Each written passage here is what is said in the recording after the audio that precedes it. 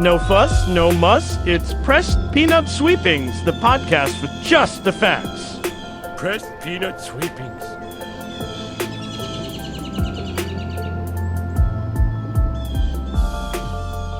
Hey everybody, welcome to the Pressed Peanut Sweepings podcast. I'm your host, Kevin Singh. And I am your co-host, Faisal. Hey, what's up, man? How you doing? Not too much. How you doing, man? Man, just another show. Here we go. Yeah, episode 2. We're getting into it. Yeah, since we had so much fun the last time, Hell yeah. I figured why not do another one? Let's keep going into it.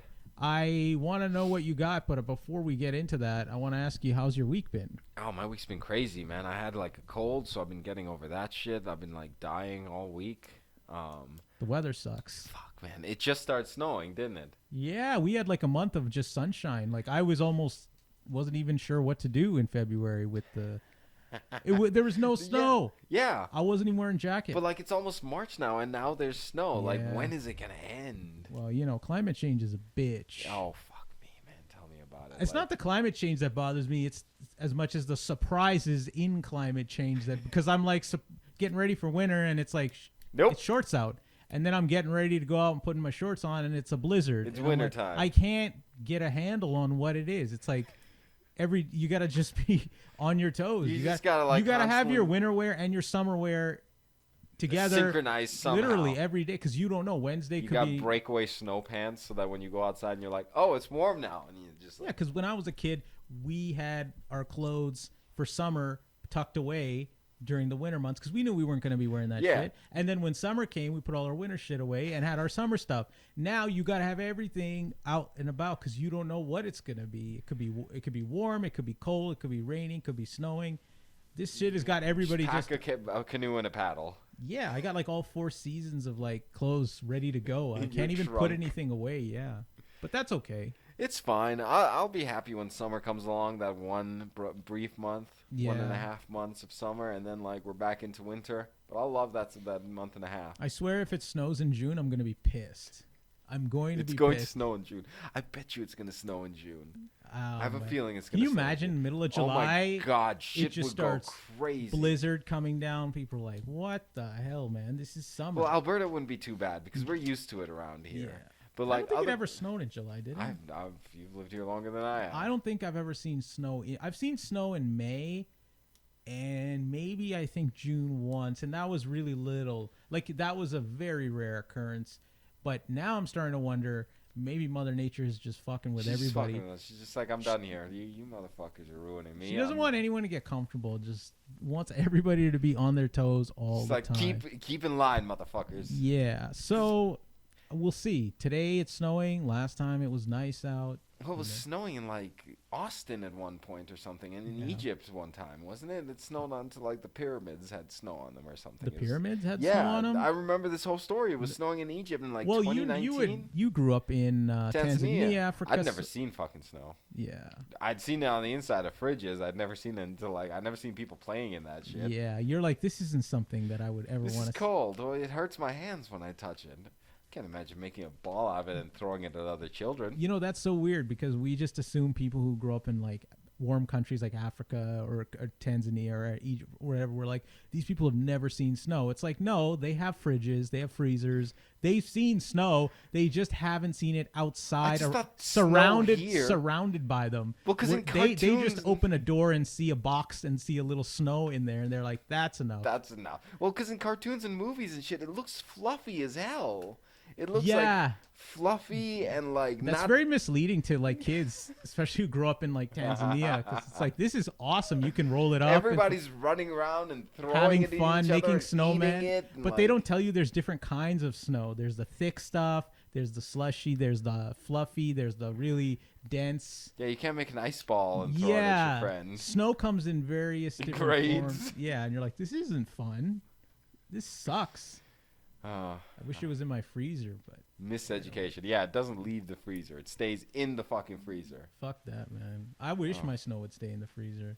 I smoked a blunt yesterday. And Oh, man. I've not been high in years. Like, I've not been that high in years. Dude, it was a blunt. Like, it was the size of, like, a person's finger. A fat person's finger. Like, I got a skinny finger. Like, it was the size But of... to our like they don't know as well, but you've been smoking blunts for years. I've been smoking joints for years. I've been smoking weed for a long time. So you smoke joints, but you never smoke blunts. Now you're moving to Because blunts. it was always because the tobacco blunts, like blunts, were always wrapped with tobacco, and I can't smoke tobacco. Tobacco fucks me up. But you like tobacco, I know that. I like tobacco, but we would, I don't know if you recall, but like as kids, what we would do is we would get one of those cigars from the store. This is And before, break them up, and then we'd like open Yeah. it and then take out all the tobacco, empty it, and then we'd fill it up with weed, and So that's why that I can't was our smoke blunt. blunts, because like that wrap is also a tobacco leaf. Yeah. So it like fucks me up a little bit. But I got this blunt yesterday. A friend of mine gave them to me because I don't even smoke blunts. I smoke joints. But like a friend of mine gave me a bunch of them because he ended up with a bunch of blunts. But like this one thing, it was the size of like a human like finger, thicker than a human Right. finger. It had like a glass filter on it, and it was a hash infused blunt. Wow. And it was wrapped in hemp paper. Well, So that just sounds great. it was insane. I have never been higher. Like Was it the hash? Was it the hemp? Was it the combination of everything? What? Because me and my friend smoked this blunt, so we had a half blunt each, and then he had given me these small. I'll show you the later on, but he gave me these smaller blunts that were like just weed and hemp paper. Yeah. And I smoked one of those, and I was like, woo! I was having a good time. I was like giggling all night and like looking for It's food. like your first time all over again. It really was. Isn't it great that it's like you've been smoking weed your whole like for a long time.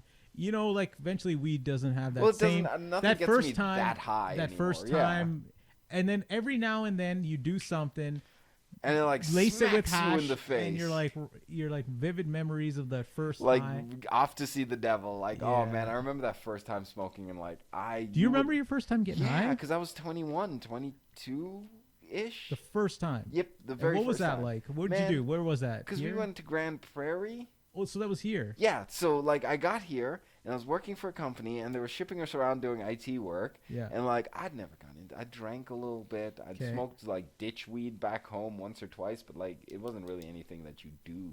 So you did really nothing back home, like as I drank some. That's liquor. it? Yeah, that was about it. Okay. So I get over here and my friend like we're after we're done work, they send us to a hotel. We're staying in this hotel because it's out of town. And my friend smokes weed like every day. He's been smoking for years. So I'm like, oh, let me hit your weed a little bit. And so I smoke his weed. You would have thought someone gave me an ecstasy, man. I was like fucked up. What did you do? Did you smoke a joint? So we smoked a joint. Okay. That's how I've always done it. Is always smoked a joint. Classic. Yeah, classic. I was like having a good ass time listening to music. I was confused. Well, Someone you're had in to Grand walk Prairie, me back so to my room because There's nothing to do, so you were kind of in the perfect place for It that kind shit. of was. Grand Prairie is a great place to do drugs in Oh because my there's God. nothing to fucking do in Grand Dude, Prairie. we went to a club once in Grand Prairie, and I could smell meth everywhere. Like everybody was jacked and like pissed off, and like Yeah. it was When you crazy. go to Grand Prairie, like I've done shows there too, it's like you're going to have to pack for the boredom. Yep. You need something You need to your do. laptop and It's- like a bunch of weed. It's dry as like, fuck. So I can understand why people there are like doing Fucked up all the time. It's the only thing. Though towns like that are made for that kind of How stuff. do you do shows in Grand Prairie often? Not anymore, but I used to go there quite a bit, Sweet. and I used to like first to drive there, and then you basically It's like wherever a you're 3-hour staying. drive or something. Yeah, I think it's 4 or 5. I don't know, but it's getting there, and then you're sitting there, and then you're waiting to go for your maybe the show starts at 7 or whatever, and you just got to kill time. That's all you're doing, right? I went to the mall. They have like a kind of their main mall in the town I guess it's a downtown, but that's all I did. I didn't do anything or go like there's nowhere to go. It was middle of winter, so I'm like, okay, there's bars. There's a bar on every corner. There's a casino, or you can just bring your drugs with you and just get fucked up. And yeah, some people that's it, and you just Hey. wait. That's Grand Prairie. Well, Speaking of bringing drugs into town, what do you got for Well, us? I'm going to tell you about another town that started out as a small town that people brought drugs into. They bought drugs into, and they turned it into a great, sparkling American metropolis. Kevin, I want to ask you something, man. What do you know about Miami? What do you know about Florida? not good things. Have you ever been? Nothing wonderful. Like maybe Disney World would be the first thing. Okay. And then after Disney World, it's really just bad things that I think of. Like, and Miami especially. I don't think of Miami in like a place that so it's got an interesting history, you know. Oh, Miami's crazy. Yeah, well, it's always been crazy apparently. So like, it's this weird place that's a port. Anywhere that's a port city is always going to be fucked up because you got people that are coming in and out from outside. Well, Miami's like such an international city. It's almost like you don't even really feel like you're in the United States because there's so much like melting pot of different cultures. You know, so like pirates, so people have come in and it's like. Because it was pirates. It was so accessible. Pirates would use that place as like a place to dock in, like in the 1700s and shit. And then like when the Civil War was happening, they would be shipping guns in and out through Miami. And then when the Civil War quieted down and like the Americans banned liquor for prohibition, then they started like running liquor through there because it was a port town. You could just run things in and out of there. Yeah, it's some craziness. And Cuba's right there. And so they start having the Cuban War. And we're going to learn about this later in the podcast. I have a plan for this because there's some stories out of this that's so much fun. But, like, Florida was a place where they used to train soldiers of fortune and, like, former Cubans as soldiers so that they could go back to Cuba and, like, attack Castro and, like, take back Cuba. So they were training all these. So before, like at that time, right now Miami is like this place where all these skyscrapers and everything. But then it was nothing. Like there were like. What year are we talking? We're talking like the 50s, the 60s. There was nothing in Miami. There was like a house and some old people and swamps. But like nothing else. It wasn't a party town. It wasn't like a crazy beach town or anything like that. Even Miami Beach, there wasn't all that much happening. So they were like, it's hard to imagine that, right? Miami being dead. It was dead. It's so much so that like these guys that they're training to be soldiers and stuff like that, and they're training them to go into the ocean and they pick up all these skills. But then the Cuban War never really happened all that much. Like the Cuban stuff kind of quieted down a little bit. They didn't get into a crazy war, so they ended up like becoming fishermen. All these Cuban soldiers became fishermen, and they started doing fishing business in Miami. And they're like getting pretty good business as fishermen. And then 1975 comes along, Kevin, and this fucking lobster. All because of a lobster. That's what actually changed Miami, what built Miami into what it is today. This fucking lobster, the Bahamian spiny lobster. The Bahamas introduced a law in 1975 saying nobody that's not from the Bahamas can fish in our oceans and fish for the spiny lobster. And that kind of fucked up everybody's fishing trade because they were basically like, these are our fishing waters, you can't come in here. And before that, people were just going out with local fishing licenses and like the Bahamas are right there, the Cubas are right there. They're just going into everybody's waters and fishing. So the Bahamas were like, nope, no more. We're cutting this shit off. So people are running out of money. And so what do you do when you're running out of money? You have all this training, you got boats, Cuba's right there. Colombia's right there. You can start importing drugs. Make some money real quick. Their first thing was importing marijuana into Florida. And then it always starts with weed. They always say weed's a gateway drug. It is. The gateway to riches. Before they get to the big shot. Do you know what? I'll go into the story, but like smuggling weed is not a profitable business either. No, and it doesn't even seem like weed would make any sense to smuggle because, like, don't people just... Why would you care that much? Weed is, like, such a benign thing these days. But like, back then, in the 60s, people were like, it was reefer madness and shit. But, like, it's also, like, bulky. It smells... Like, it's hard to transport weed. And there's a lot of work involved. Like, you got to get it, then you got to put it in something, and then you got to... Even to, like, get high, you got to... You got to grind it, roll it up. It's like, it's a whole process, man. I just want to put this in my face. It's a lot. It's a lot. So, like, the profit margins are pretty thin. Like, it's fine. They're starting to smuggle it. But then these smugglers start to realize that, like, wait a minute. Cocaine. Yeah. We could start smuggling cocaine. and they start bringing cocaine into Miami. And like the I-95 is a big road that goes through Miami, and then you can branch off into the rest of the United States from the I-95. So like it becomes a perfect smuggling point and a public point to like distribute your cocaine into the thing.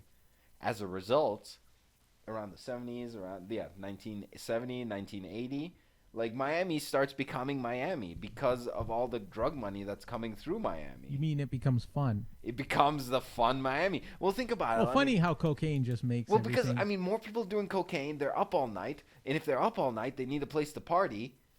You got to open all these glitzy ass nightclubs for people to come, and if people are coming to the nightclubs, they're spending money. Like they're wearing gold chains and Rolexes and shit. So you got to have places to buy Rolexes. You got to have places that'll fix your Rolexes. Like it's building the economy of Miami. And then there's the whole real estate thing, boom. And then there's because people are buying up property. They're buying car dealerships. You need all of these. Sounds like a great way to jumpstart an economy. They introduce cocaine. Have you ever needed your great movies, great characters? You need I love your economy encouraged. You need your city to be revitalized. Why don't you try smuggling drugs? And smuggle a drug that actually is going to get people a little bit uppity. Like, don't smuggle weed. No, that makes people lazy. That makes people hang around. They're not doing shit. No economy ever boomed because the guy brought weed to it. But you bring cocaine. People are moving. They're shaking. They're on planes. They're on the trains. Absolutely. So... You know, Miami's doing good right now. Right. Everything's good. But let's turn back the clock here, Kevin, a little bit. Let's go back. Let's leave Miami. Let's go to 1957 in Cali, Colombia. A young man is born. His name? Jorge Ayala Rivera. In 1957, he's born, but they moved to Chicago in 1969 when he's 12. And he's basically... He ended up being like the hitman for like the cocaine guys in Miami in the 1980s. He's confessed to 29 murders, but he's suspected of being involved in 12 other murders. Like this guy was big shit. Like he was killing everybody, and they were like killing. I'll get into it, but they were killing everybody in Miami because of this cocaine money that was in. So, this guy's a hitman. He's basically that. Like, you know, I was going to ask this to you. It's so crazy to me, like, because it's business and because he's getting paid for it, he's a hitman. But if he wasn't getting paid for it, he'd be a serial killer. Yeah, that's so weird. Yeah, there's a weird distinction, right? Yeah, because you take the money out of it, it just sounds like he's a guy's just killing a bunch going of people. around killing people. Now it's like, now it's an occupation. It's like a profession. He's filling out a tax form. He's got the IRS is like, hey, you didn't follow your hitman taxes. But that's what a hitman is. A hitman is just a serial killer who gets paid and is targeting. He's a professional serial killer. Professional. Yeah. And the serial killer is just not getting any money for it. It's like being an open mic comic. And to that degree, like every open mic comic, he didn't start off as a serial killer. He didn't start off as a killer. But you pay me enough, and I'll just make myself into a professional. Start going to it. I'll make business cards. Yeah, I'll put out a special. Well, when he got to Chicago, his dad was a mechanic, so he started working for his dad as a mechanic. But like when he was 16 or 17, he started like working as a car thief because he was just like, I'm not making any fucking money doing this mechanic stuff. But if I'm stealing these cars, like selling them back, flipping them around, he's making way more money. So him and his crew started like being car thieves. And while they're being car thieves, they end up ripping off these Colombians' cars. And then there's this whole thing. They track him down, and he's like, they're like, you stole our car. We need our car back. He's like, fuck you. It's my car now. Give me $500 for it. And like they're like, you got balls, kid. You know what? Why don't we get you involved in our other criminal activities? So they recruit him to run guns from Chicago to Miami. And they take this truck and they drive it down to Miami, and they start handing out these guns. And the Colombian guys are like, hey, you know, we like you. You're like a good guy. Why don't you stick around in Miami? We got some work for you. So they start this whole thing living in Miami. It's funny, in the documentary I was watching, he was talking about the people, and they were like, they were involved in some drugs and some guns. They were making some small things, but compared to what we would eventually go to do, they were pussycats. That's the word he uses for them. He's like, they were pussycats. They weren't Right. doing anything. Okay. Pussycats. So he's basically like working for them, like doing small time runs on guns and stuff. Nothing crazy yet. He hasn't started killing anyone yet, but he's like basically just working as an enforcer for them. And he's hanging out in this club one night, and his boy comes up to him and he's like, "Hey, we're trying to kill this one dude in the club, so there's gonna be a bit of a gun battle. We need you to get the fuck out of here. You take your people and go because like we're gonna start shooting." Mm-hmm. So he's like, "All right, it's all good." He grabs his people and he's like, "We gotta get out of here. They're gonna start shooting some people." One of his friends knows one of the people is friends with one of the people that's gonna be in the group that's gonna get hit on. Mm-hmm. So he goes while they're leaving. He's also like, "Hey, listen, they just told me that there's some craziness is gonna get on here. There's some people with some guns coming. You need to get out of here." So they end up fucking up the hit. And so these guys come back and they find Jorge and they're like, "Hey, dude, you fucked up the hit. Like, you got problems right now." And they march him into a truck. They march him into a car. And they're like, "We got to go take you to see somebody right now." And he's like, "Oh, fuck, they're going to kill me because I messed up this hit on 6 people." Mm. And, like, they put him in a truck. But you know what? They were taking him somewhere way more special than to kill him. And you know what? We're going to find out after this break here, Kevin. We're going to take a little break. Oh, you had me, man. We got to cut to commercial. We got to cut to commercial.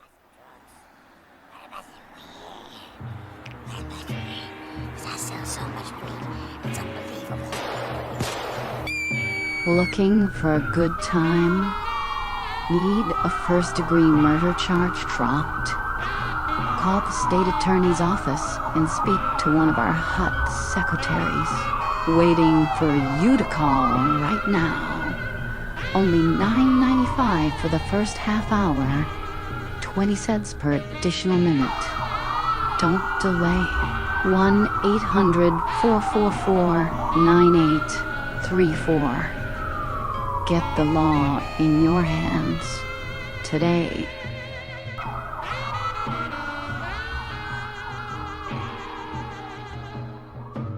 Actual state attorney's office may not be as sexy as depicted in ad. Please only visit us for legal services, not for sex. And we're back.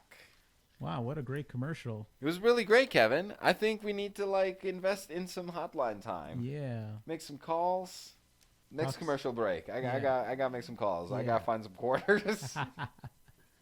Where do we leave off? Right. So, Jorge and his team have just fucked up a hit for this other person. They marched him into a car and they're like, "We need to take you to see somebody right now."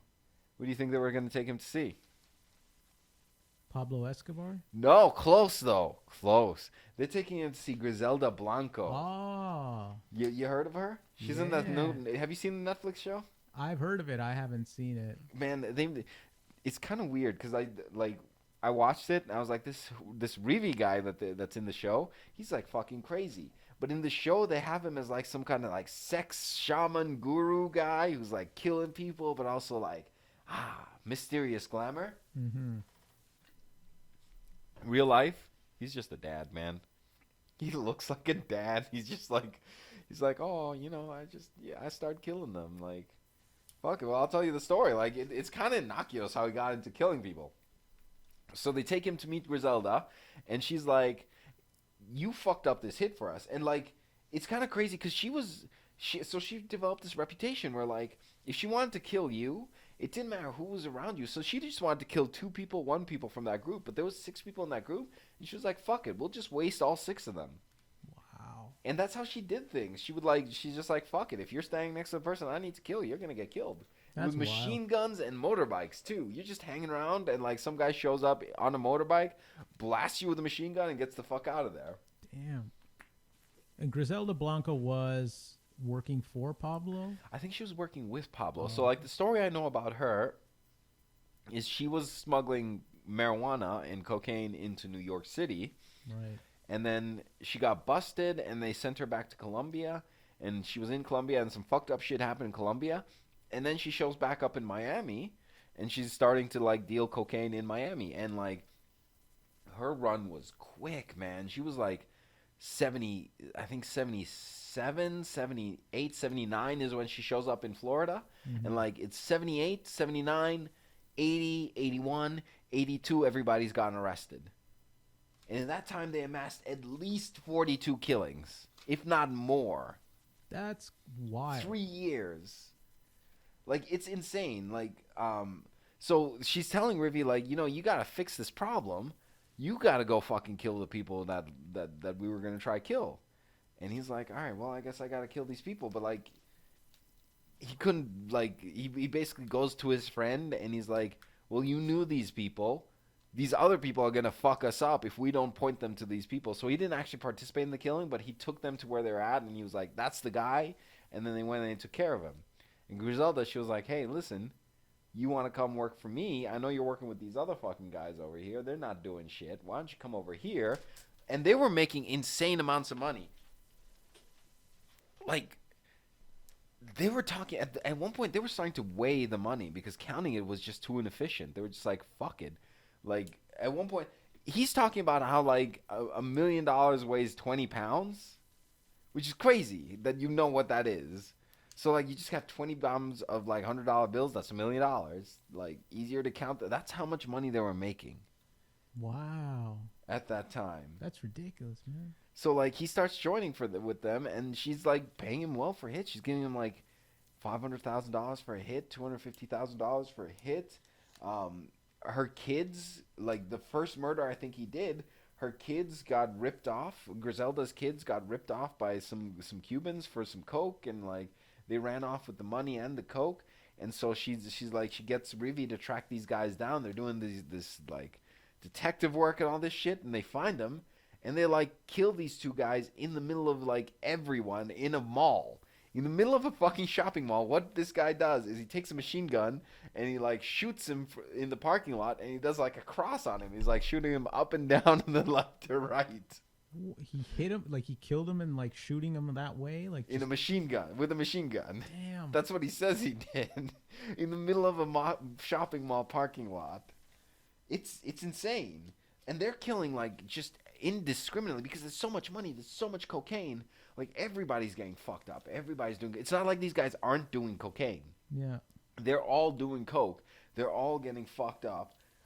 At one point, Griselda had 6 people killed because the supplier... Because the person... 2 of the people that were in that group of 6 were in, like, kind of rivals of her supplier.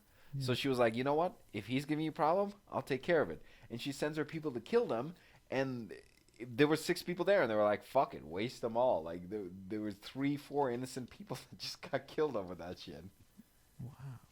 Yeah, that's crazy, man. They're going, so, like, they're in the middle of all this crazy shit is happening, but, like, even still, Griselda is showing, like, if you're on her side, you're on her side, because, so Rivy is hanging out, he's doing his thing, he's getting ready to go do a hit or something in New York, and he's packing his bags, and he's got these 2 cars. He's got a station wagon, and he's got like some sort of muscle car, and his kid gets in he's got 2 kids, and his son gets into one of the cars and like lets the parking brake off, and the car starts rolling back, and it crushes his daughter in between the 2 cars. She's pinned, like legs are fucked up, everything's broken.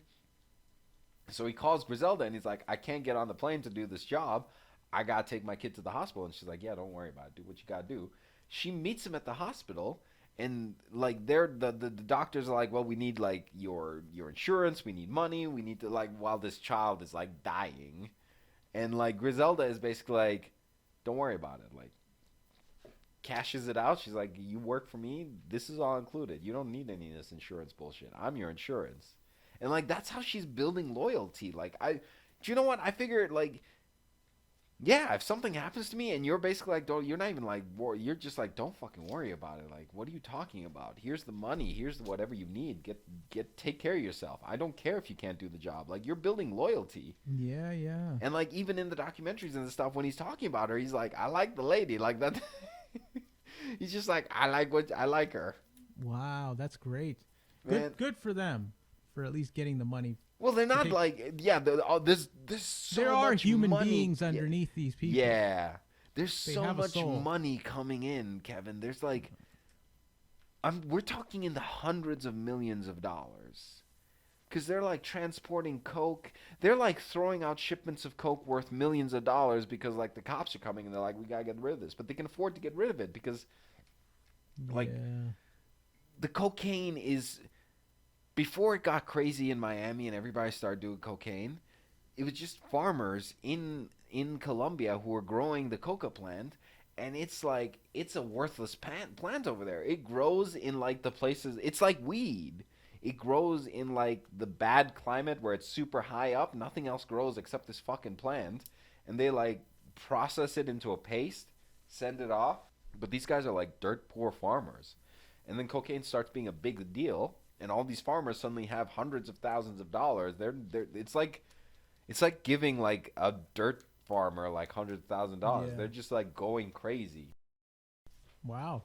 Yeah, it's wild. So like, but like the money is like, once it leaves and it enters the States, like it seems to be going around. Like they're not keeping the money. They're spending it in the nightclubs, on the watches, on the cars, on their people. Like they're tipping people out hundreds of thousands of dollars. Like it's not like another business that we like. It's not like Billionaires Today and shit where the money comes in and it stays there and it's not like getting spent. These guys are fucking spending. Yeah, they're spending what they're making. Yeah, it's wild. And they're investing back into their own business. Like smart businessmen. So, you know what? Eventually, though, Rivi gets arrested because he's like, they end up having to go to New York to do this job. And like he's all fucked. Even when he's talking about it, he's all fucked up about it. He's like, I shouldn't have done that. They pack all the guns that they're gonna use into one bag, which makes it kind of heavy to like, you know, it's things I never thought about because I'm not an international hitman. I don't think about what is gonna make my life easier if I smuggle things. I didn't think like, you can't put all the guns in one bag because the bag is gonna be super heavy and people are gonna be like, what's in the bag? Mm-hmm. Like this can't be just clothes. Yeah. So he ends up doing that, and then they arrest him, and they like take him in. You know what's crazy is like they basically catch him for like smuggling the guns. They're like, we need you to go talk with us. Like he's talking about going into the room. He's like, I didn't even have a gun, so I couldn't run. Which is a crazy statement to me to say, because then that means you're thinking about like shooting your gun in an airport and running off. What? In an airport? This is 1970s, by the way. Yeah, 1979, 1980. So there's no security. Like, but can you imagine shooting your, like, being caught and being like, well, I guess my next option is to shoot my gun and get the fuck out of here. Yeah. Like, fuck. That's wild. So he ends up going to jail because they caught him with all these guns, and they, like, put him in front of the guns and like, these are your guns, this is your bag, you got to go to jail. Yeah. And then $1 million they bail him out with. Griselda puts up $1 million to bail him out. That's where he's talking about like $1 million is 20 pounds. They brought it in cash. Can you imagine if you showed up with $1 million in cash today? People wouldn't take it. No, you couldn't dump $1 million. You couldn't give $1 million to someone in cash. What are you going to do with $1 million in cash? Unzip a duffel bag in front of somebody at the car dealership. What are you going to do with that? They're going to ask questions. Yeah, nobody's going to be like, that's fine. This guy seems legit. Yeah, no worries. Pop it in the bank. You're all good. Tuck that away into my banker's box over here. And, cash is more and more worthless the more we live. Cash is just so suspicious now. Isn't it? Nobody takes cash seriously. They're like, if you have more than like 1,000, why is he paying with cash? Yeah, if you have like more than $5,000 in cash, you're suspicious. Like, well, what's going on here? It's weird how cash is so associated with like crime now. It's like, isn't it? You go and you put down like, say you just throw $500 down to like, this guy's a drug dealer. Yeah, basically. It's like, oh no, my god, yeah, no, seriously. Cash. I just went to the ATM. Why do I have to be a drug No, dealer? I always notice someone pulls out a wad of cash. You're I'm like, just this like, guy, what the fuck? Yeah, this guy's up to something. Yeah. But if he pulls out a debit card, you're I'm just like, I don't care, man. This guy's legal. That's what they got to do. They got to make drug dealers got to be carrying debit cards more, and then nobody will put the heat won't be on them. Well, it's like cryptocurrency. Like even now, like before it became a scam place for like scammers. Like if you were using cryptocurrency, it was the same thing. I was like, this fucking drug dealer or drug buyer or seller. But now, yeah, if you have cash, I don't trust you if you're paying in cash. This guy's an arms dealer for sure. So, but like, and I like cash personally. I mean, it's great. It's currency that's not tied to the bank. But like, sometimes I just don't want to leave a trail. Yeah, I get it. I just don't want to. Don't say too much, Kevin. You're recording a podcast. I just think it's good to not always have everything recorded on a bank statement. So, You know, especially when not you buy that drugs. yeah, exactly. Not that I would condone buying them, but I'm just saying it's good to not have everything on paper. You don't want all your purchases recorded. I don't want somebody to look at my bank statement, be able to put my history together, what I did. I want to leave some blanks in there. It's some mystery in Yeah, there. exactly. What did he spend this money on? Why is there a gap between Friday and Wednesday that something happened? Turns out you're just buying whipped cream Yeah. the whole time. You Oh, just yeah, like yeah. something fucked like that. You're I just love my Cool Whip, Michael.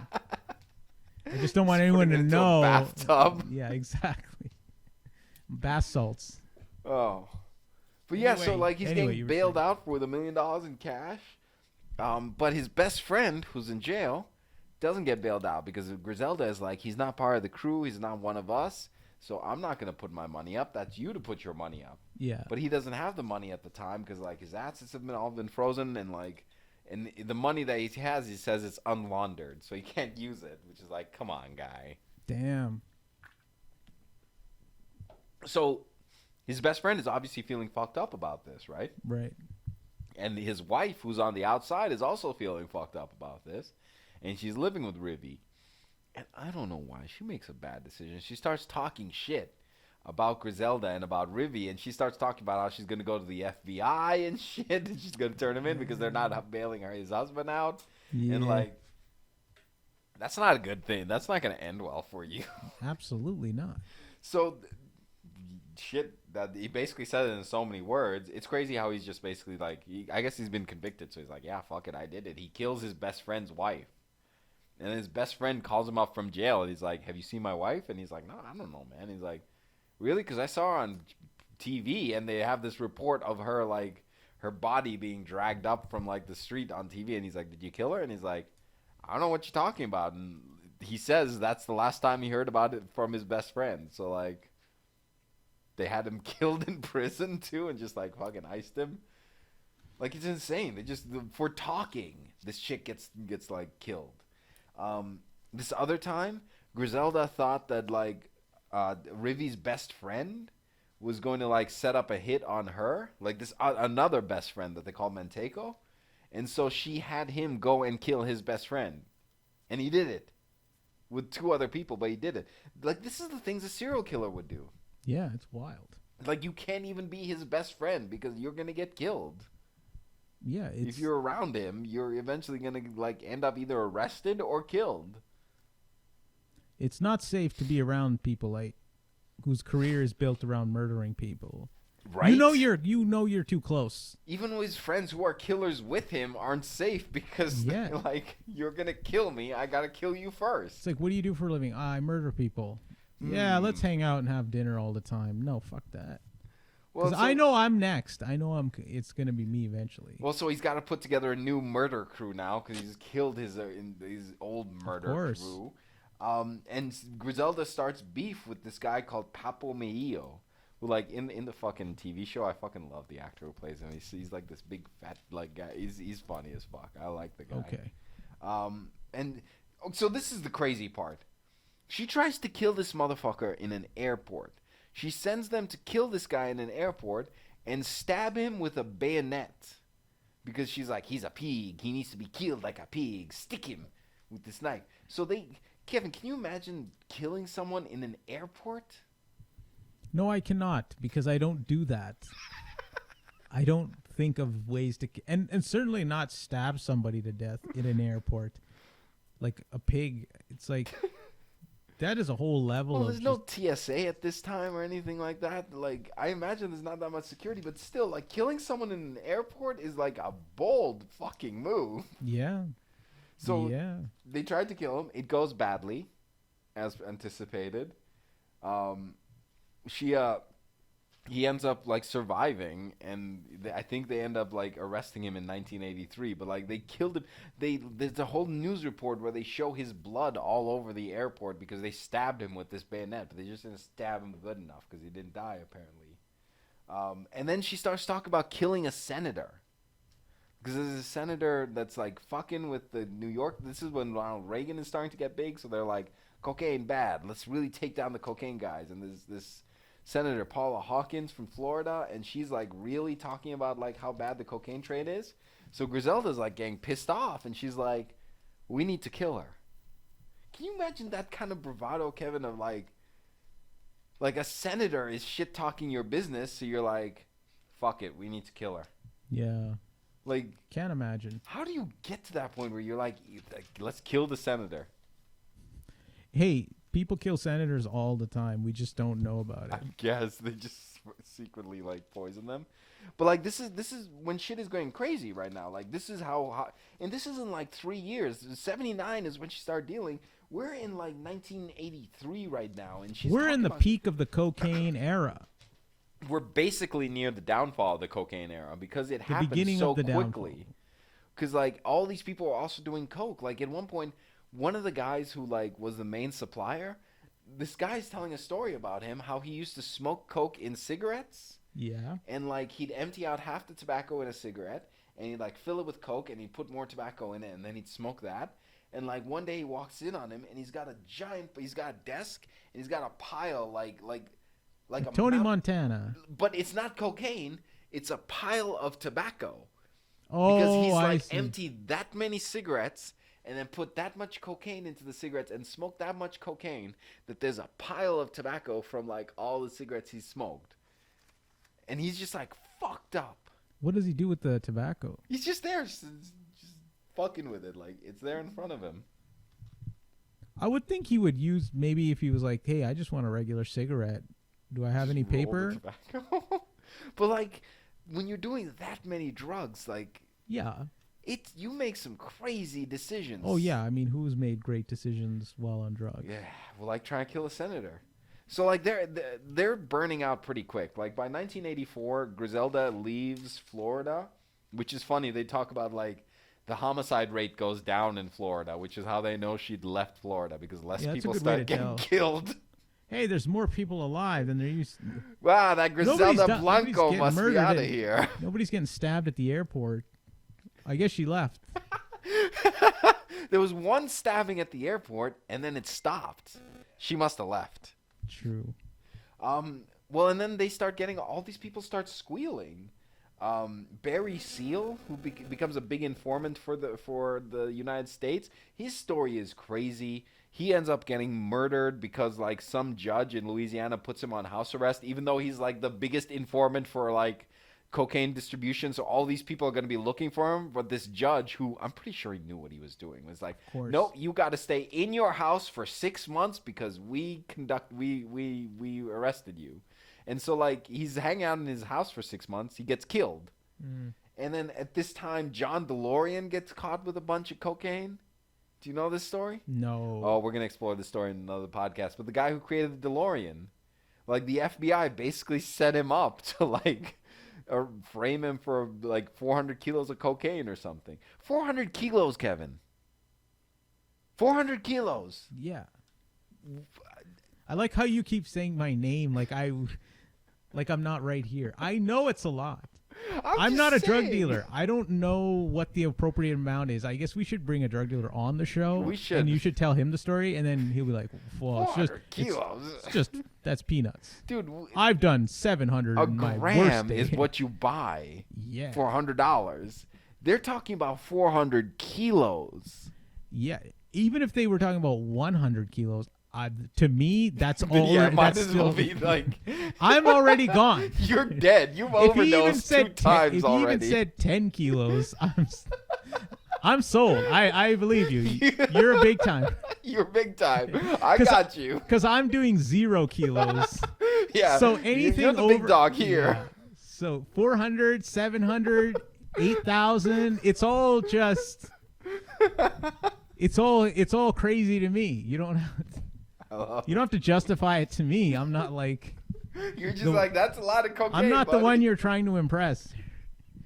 I just need to buy a gram. Can I get a gram? Can I just get a half gram though?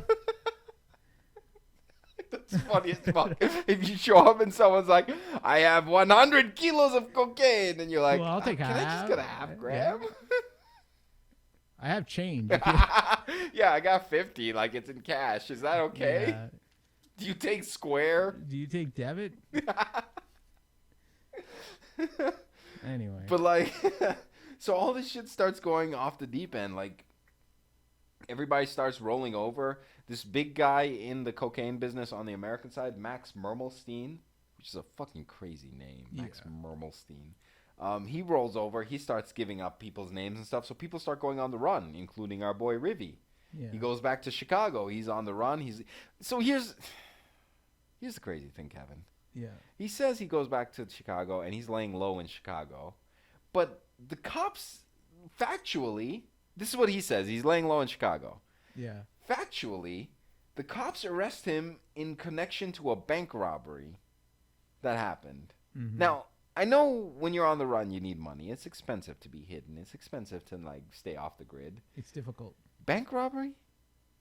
That's the crime you're gonna commit when you're like staying low?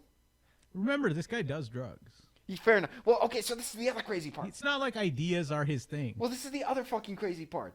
Is like the cops run up on him in 1993. Like he was on the run from 84, 85 till about 1993 is when they caught him. The cops run up on him and they start moving his cars. And he's like, hey, what are you doing with those cars? And, like, he sees the guys have, like, DEA jackets on it. He's like, oh, you know what? They're not my cars. He goes back to his house, and he says, like, I had a kilo for personal use that I had to flush down the toilet. Even when you're on the run, you have a kilo of cocaine that you're just doing for personal use?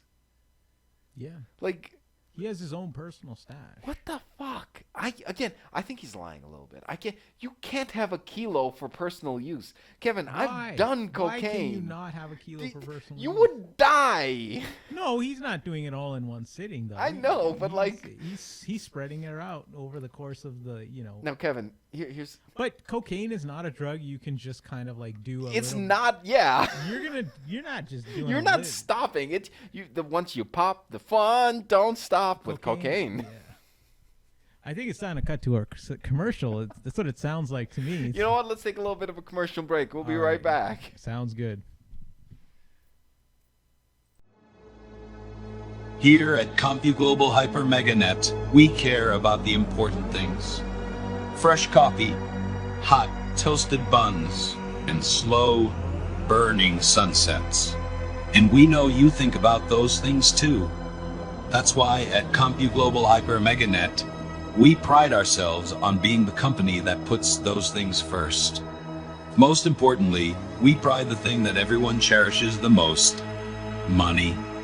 Give us your money today. Why think about it? CompuGlobal Hyper MegaNet. Stop thinking about it. Sure. All right, we are back, folks. Boy, Kevin, that product that we advertised, that product is definitely a product that is necessary. Or service. Or service. Product or service that we advertised is a necessary one. And just so people know, if you want to advertise your product or service on our podcast, please come online. Yeah. We'll write an ad for you. And I want you to know that we endorse every product on this podcast wholeheartedly. Including drugs. Always. Give us drugs. We take payment in drugs. Sponsors. This podcast is not cheap. This podcast doesn't run on coffee. No. All right? Or Diet Coke or whatever you're drinking over there. Coke Zero. Oh, that's like the drug Coke. But I could use the full fat Coke. You hear about Coke? Sorry to go on a tangent. No. There's a new Coke now. There's a new Coke? Coke Spice. Yeah. What the fuck is this shit? Have you tried it? I have not. Have you? No, but I just saw a commercial for it on the way here. They're at the 7-Eleven. You know what? Let me tell you about another thing here, Kevin. Let me tell you. Coke used to have cocaine. Exactly. That's why they made cocaine. Do you know there's still some legally licensed, because they still have cocaine. They just use decoconized Coke. But there are people in South America that are licensed to produce cocaine for specific uses. Yeah, I feel like there is a specific use for Coke. I don't think and it's not the one that we would probably use it for. But it's funny that we're doing a whole thing on Jorge Ayala, and it's all about the Coke trade, and you're drinking a Coke Zero. I need that full fat Coke, though. I need that real cocaine. Why do you think Coke is so popular? It makes you Not the drug, the beverage. Oh. Why do you think it's so popular? Oh, we can get into this. This might be a podcast for another, a story for another podcast. our Do you know about the Cola Wars? Not the Cola Wars of the 90s. But that, we should talk about that on another episode. We should. We should also talk about the blood that's on Coca-Cola's hands. I imagine there's quite a bit of blood. Ayala Rivera killed 40 people. That's pussycat bullshit. You think he ever drank a Diet Coke and was like, this is amazing? Oh, man. He's Just like coked out drinking Diet Coke. When did Diet Coke come out? I think it came out a long time, like the 90s. Yeah, well but it was Didn't Coke change their formula and then it came back? People as were classic? like, fuck this, like bring that old shit back, and then they're like Coke Classic. Well, okay, so to get on another tangent, I tried the McRib this week, Kevin. We're never gonna finish this episode. We're never gonna finish this episode, but I want to rant a little bit. Okay, about the go McRib. for it. Go for it. Have you tried the McRib, Kevin? I have not. It is fucking horrible. Have you had it before? It looks when it was messy. Out? Any Man, rib, it's not sorry, good. any ribs just look messy to eat. I've never seen anybody eat ribs and just be totally clean afterwards. Okay, You got to have a whole setup for like a washing station. It gets on your fingers, your mouth. It's like covered. it's not like, good though. It's not even real rib meat. It's it's so McDonald's. ready for this shit. What made you think it was gonna be real That's meat? what my friend keeps telling me too. Is like, why are you disappointed? But like you went there for like first class No. rib. Kevin, it was advertised to me as a rib-based AAA. sandwich. It and is a rib sandwich. It is not a rib sandwich. Okay, Drenched we in need barbecue sauce. We need to stop. But this has been like complaining about fast food corner. I just want everyone to know I have problems with fast food and the. You have a beef with a certain product from a fast food joint. And they have no beef in there. I got beef with them, but they got no beef in their fucking product. I think they do have beef. I just don't know what it is. You know what's weird about McDonald's? They're like the most legendary place in the world.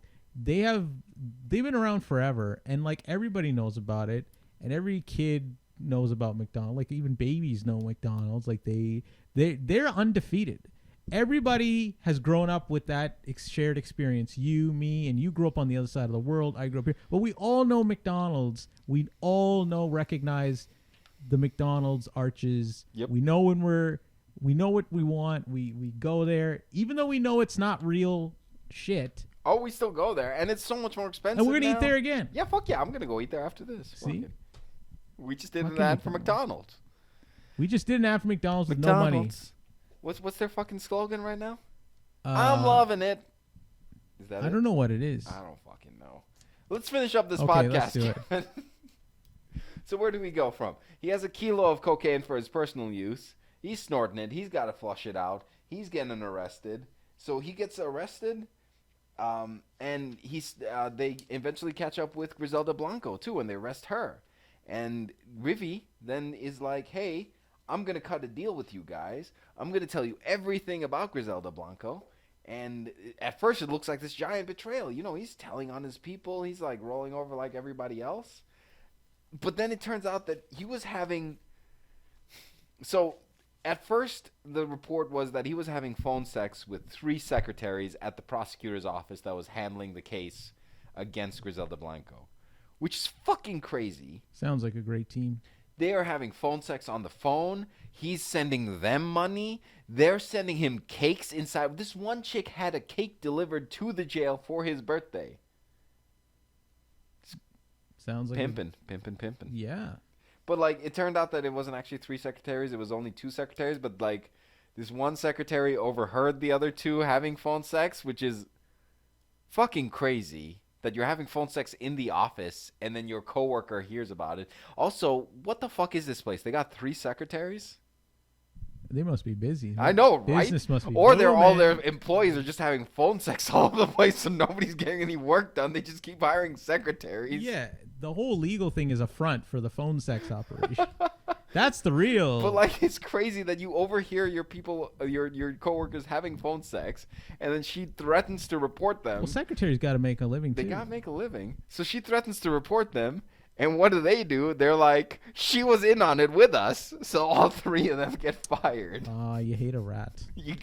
Listen, fuck the rats, man. Never snitch on your friends, man.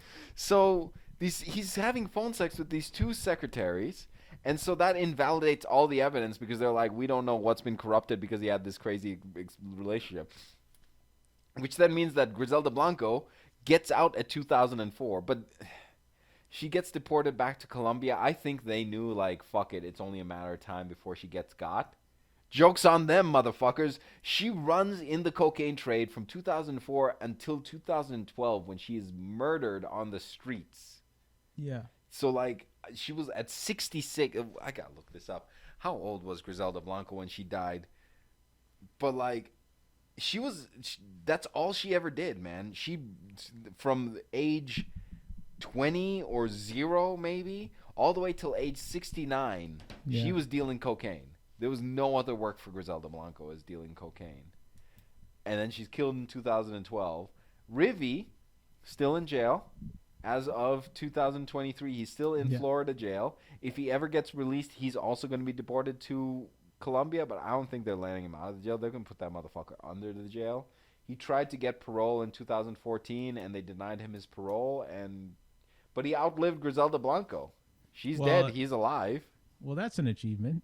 Hey, you outlived a drug dealer, kingpin. Yeah, or I guess. And you're the queen? hitman. You're the most violent one of them, and you outlived them all. Yeah, it's not a bad time. It's not a bad time. Well, he's in jail now. He's never getting out of jail. Is he now? Is he still? Yeah, he's still in jail. For life. For life. Well, here's the crazy thing too. So his prison record says he was born in 1966. He says he was born in 1957. That's a 10-year gap in between. Gotcha.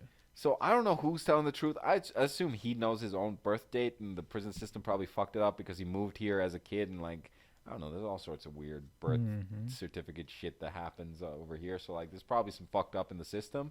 But he is, I believe, as of telling, 57.